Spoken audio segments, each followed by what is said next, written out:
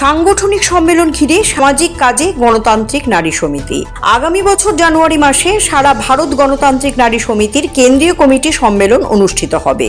তাকে সামনে রেখে দেশের প্রতিটি রাজ্যে অনুষ্ঠিত হচ্ছে নারী সমিতির রাজ্য সম্মেলন। ত্রিপুরায় রাজ্য সম্মেলনের আগে বিভিন্ন অঞ্চল সম্মেলন অনুষ্ঠিত হচ্ছে। রাজ্যের মোট 1468টি প্রাথমিক কমিটির সম্মেলন প্রায় শেষের পথে।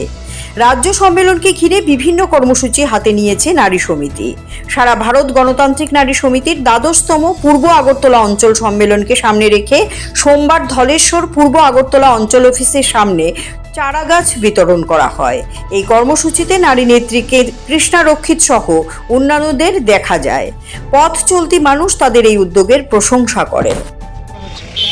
সারা ভারত গণতান্ত্রিক নারী সমিতি সর্বভারতীয় সম্মেলন আগামী জানুয়ারি মাসে অনুষ্ঠিত হবে।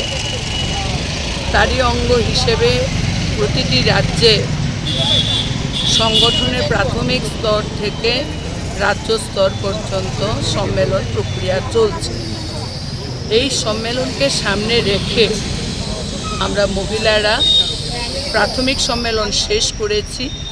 রাজ্যে 1468টা প্রাথমিক কমিটির সম্মেলন প্রায় শেষের পথে এবং এই প্রক্রিয়ার পরই আমরা অঞ্চল সম্মেলন করেছি। তো এই অঞ্চল সম্মেলন সারা রাজ্যে হচ্ছে। আমাদের এই পূর্ব আগরতলার ১২শ অঞ্চল সম্মেলন সংগঠিত হবে আগামী ২১ তারিখে। তার আগে আমরা বিভিন্ন অঞ্চল বিভিন্ন ধরনের প্রোগ্রাম করছে। তো পূর্ব আগরতলায় এখানে বৃক্ষ দানের যে কর্মসূচি তারা এটা গ্রহণ করছে।